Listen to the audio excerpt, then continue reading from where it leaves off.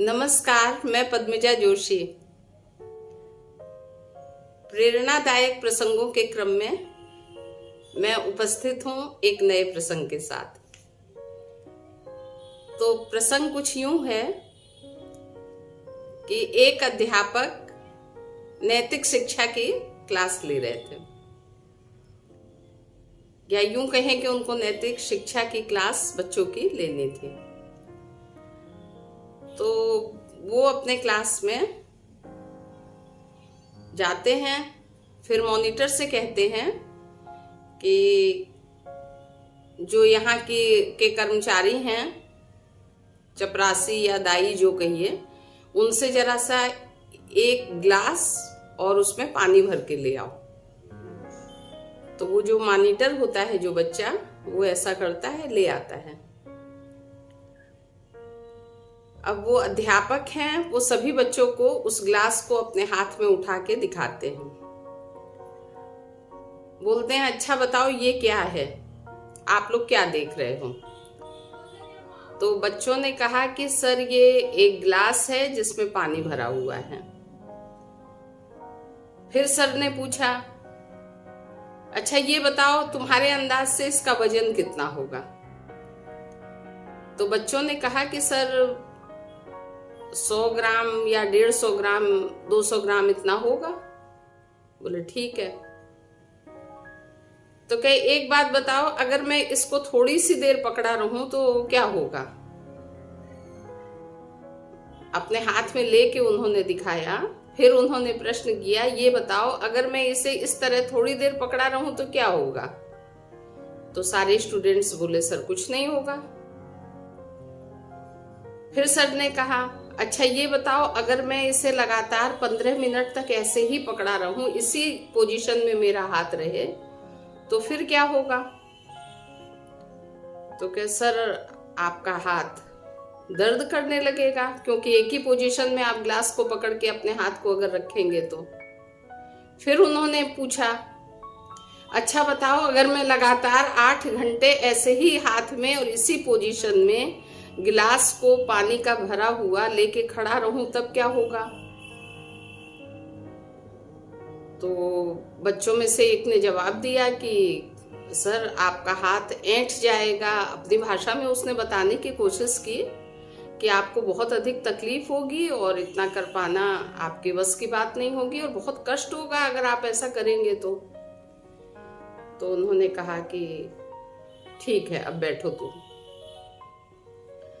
तो अध्यापक ने फिर बच्चों को समझाया, कहा कि देखो, हम सबके जीवन में बहुत सी समस्याएं होती हैं, लेकिन मान लो किसी समस्या को अगर हम लोग पकड़ के बैठे रहें,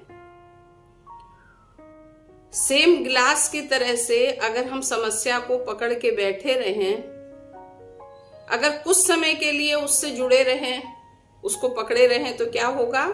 तो बच्चों ने कहा सर कुछ नहीं होगा। बोले बात ठीक है। अच्छा ये बताओ अगर लगातार उसके बारे में 2-4 दिन तक हम उस समस्या को पकड़ के बैठे रहें तो हम लोगों का नुकसान होगा ना, मानसिक रूप से हम लोग परेशान होंगे।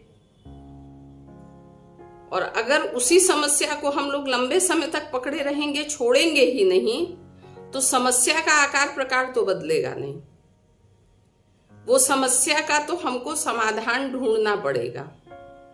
अगर वो समस्या भविष्य में आने वाली है या वर्तमान में चल रही है, तब तो हमको उसका समाधान ढूंढना चाहिए। और ढूंढने पे क्या नहीं मिलेगा? जरूर मिलेगा। एक कहावत है ना कि ढूंढने से तो भगवान भी मिल जाते हैं। तो दुनिया में ऐसी कोई समस्या नहीं है कि जिसका समाधान अगर हम मन से ढूंढने की कोशिश करें तो उसका समाधान न मिले, ऐसा कभी नहीं होगा। अच्छा, अब अगर बीती हुई कोई बात है, कोई समस्या पुराने समय में हुई थी, हमारे साथ दुर्घटना, किसी ने हमारे साथ बहुत बुरा किया था, उन बातों को पकड़ के रखने से क्या होगा? उन समस्याओं को पकड़े रहने से क्या होगा? कुछ फायदा तो नहीं होगा, उल्टे हम ही कष्ट भोगेंगे।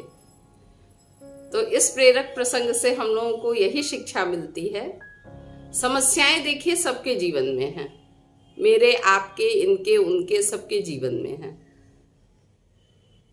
कोई ये कहे कि मेरे जीवन में हैं समस्याएं तो भी हैं, और कोई झूठ बोले या अपने को श्रेष्ठ साबित करने की कोशिश करे कि साहब हमारे जीवन में तो कोई समस्या नहीं है, तो भी हैं, आप ये मान लीजिए।